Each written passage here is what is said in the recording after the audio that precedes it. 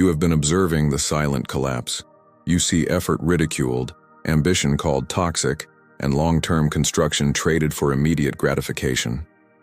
The elite don't speak about this publicly, but behind the scenes the diagnosis is cold. The generation that inherited the platform for prosperity is about to surrender it due to simulated burnout. They have everything in the palm of their hands, unrestricted access to knowledge and tools for mastery, but they reject the price. The technology that should have been the tool of their domination has become the chain that binds them to instant comfort. This is the comfort virus. This is not an analysis about age, but about the behavioral code.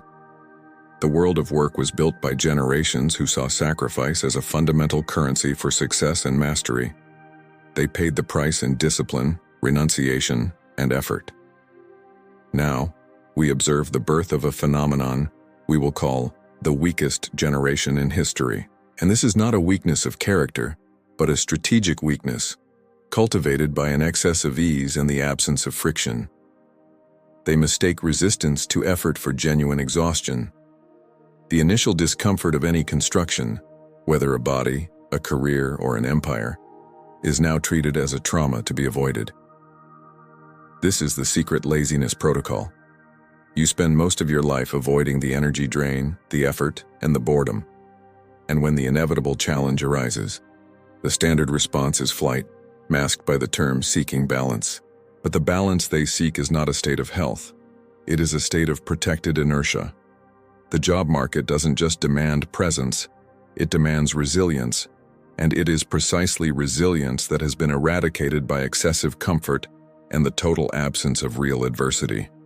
You, the viewer, have felt the weight of the responsibility they reject. You are the survivor, trapped in a system that, ironically, is starting to reward inaction with attention. But I am here to give you the key.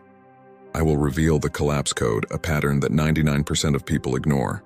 I will move you from the survivor mode, which merely reacts to chaos and feels wronged, to the master mode, which sees the entire board and operates with silent domination. The master understands that true weakness lies not in the lack of talent, but in the fear of discomfort. This fear is your single most dangerous adversary. You need to understand the code of weakness to build your invulnerable mind. In the next few minutes, I will reveal how they were programmed to fail, and more importantly, how you can use their refusal of effort as your greatest strategic advantage for domination. The diagnosis. The weakness of this generation is not a myth or a complaint from old bosses. It is a cold, hard fact, measured in HR reports. 8 out of 10 leaders report difficulty managing this new cohort. 3 out of 10 recruiters prefer hiring an older person over an inexperienced young professional. Why? It's not due to a lack of digital skills. It's due to a profound failure in the code of conduct. The new batch arrives with unrealistic salary demands, yet fails at the basics: eye contact, etiquette, proper dress. They expect the podium without ever stepping onto the training track. The problem is the confusion between perceived value and delivered value. The comfort virus attacks the brain through cheap dopamine. Our ancestors had to work for months to feel the reward of the harvest. They had to build brick by brick. Today, success is simulated by a phone notification, by an ephemeral like. Cheap dopamine addicts your reward center, teaching you to seek maximum pleasure with minimum effort. The result is the opposite of domination. Your brain loses the capacity to tolerate boredom, friction, and productive discomfort. The survivor manifests across 4 pillars of collapse. First pillar, the erosion of resilience. Resilience is not a quality, it is a muscle. It is built when you are forced to endure what is difficult. Because this generation was raised under a layer of excessive protection, where error is avoided and pain is instantly medicated, they lost the capacity for recovery. The first obstacle is seen not as a challenge, but as a personal aggression. The response is abandonment, what they call quiet quitting, or simply giving up. They reject the most valuable learning: structural failure. Second pillar, the narcissism of autonomy. They demand autonomy, flexibility, and purpose, which in theory is noble. But the demand arises before the delivery. They want to say over where, when, and how they work, without first proving that they deserve this say with consistent results. The search for purpose becomes an elegant excuse for inaction, rejecting any task that doesn't seem glamorous or immediately meaningful. The survivor's mind seeks self-realization before self-construction. Third pillar, the failure of effortful communication. Accustomed to interacting through screens, they lose the ability to navigate complex human communication. Reports point to difficulties in making eye contact, clearly articulating ideas in a face-to-face meeting, and negotiating conflicts. The corporate environment becomes a minefield because the social skill, which requires boredom and prolonged interaction, has atrophied. Fourth pillar, strategic exhaustion. The survivor is always exhausted. But this is not the exhaustion of their ancestors, which came from a day of physical labor. It is the cognitive exhaustion generated by anxiety, the constant attempt to validate oneself on social media, and dopamine overload. It is the exhaustion of inertia, the cost of avoiding reality, and postponing responsibility. The survivor spends 80% of their energy trying to look busy, instead of being productive. You cannot build an empire with a battery drained by comfort. The survivor is trapped in a self-sabotage loop, and the only way out is not therapy, but internal psychological warfare. The bridge. The survivor's greatest weakness is not laziness, but their desperate search for external validation. They want the world to confirm their exhaustion, validate their demands, and say that the blame for their failure lies with the system, the previous generation, or the company. But this search is their prison. The master knows that external validation is counterfeit currency. The turning point is simple and brutal. The fault for being programmed for comfort is not yours, but the responsibility to deprogram your mind is 100% yours. You cannot change the mindset of an entire generation or re-educate your bosses. You can change your code of action. The bridge from survivor to master is built upon one unshakable pillar: silent domination. Silent domination is the art of moving your sphere of control from the external to the internal. The survivor spends time trying to convince the boss, the colleague, or the social network of their worth. The master uses that time to build the proof of their value in silence. The master operates under the dichotomy of control, a Stoic principle that dictates, do not spend a second of mental energy on anything outside your sphere of influence. The actions of the weak generation, the inertia, the refusal of effort, all of that is outside your control. Your reaction, your focus, your discipline, and your resilience, all of that is 100% within your control. The weak generation lives in emotion. The master lives in strategy. If the comfort virus is a pervasive disease that manifests through the rejection of discomfort, the cure is the systematic pursuit of friction. You must reintroduce productive discomfort into your life to reprogram your reward center. You must teach your brain to love the pain of construction. The master sees the collapse of the weak generation as the greatest strategic opportunity of the century. While they sink into simulated exhaustion, the path to the top clears out. While they use mental health as an excuse not to work, you use mental discipline as the secret weapon to dominate. The master does not join the exhaustion, they exploit it. From now on, the survivor who seeks excuses dies. The master who seeks tactical solutions is born. You will stop feeling wronged by the system and start using the system to elevate yourself. It's not about working harder than everyone. It's about working smarter than everyone, focusing only on leverage and multiplication.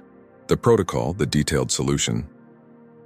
The transition to the master requires the immediate implementation of a new code of conduct.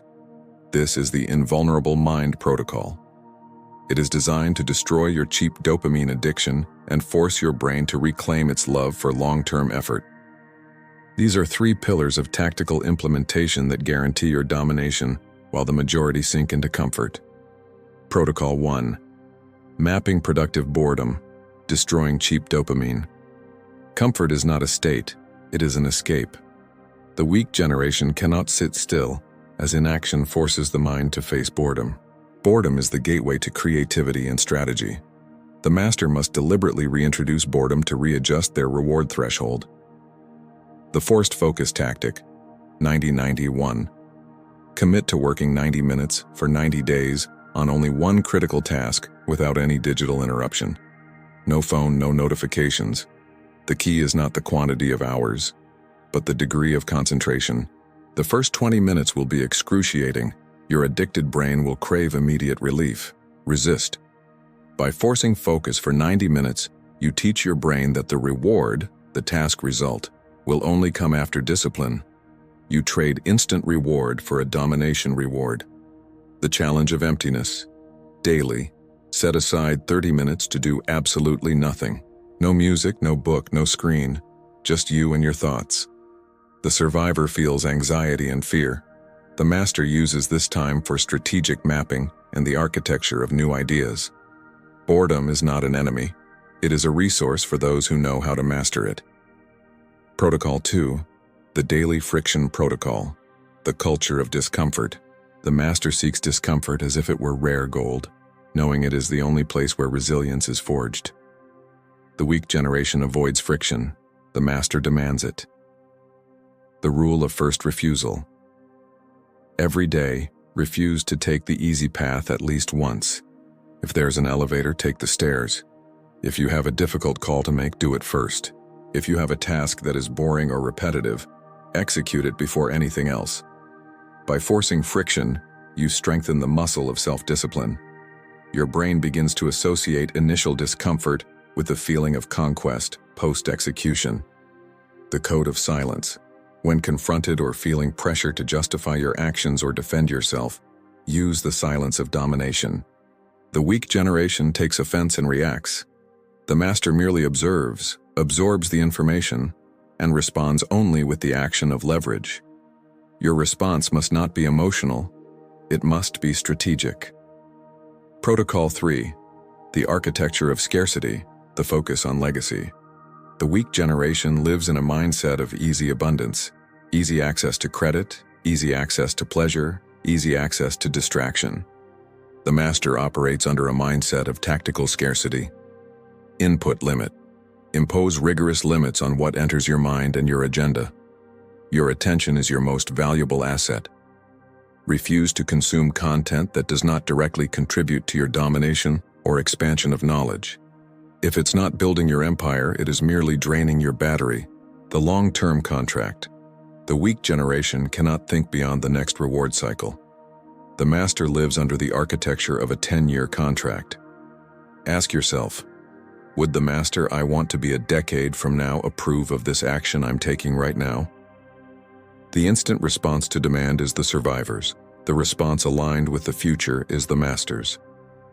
By implementing this protocol, you isolate yourself from the behavioral disease of the weak generation. You transform the addiction to comfort into the addiction to discipline. You now have the complete view of the board. The weakest generation in history is creating a vacuum in the market and in society.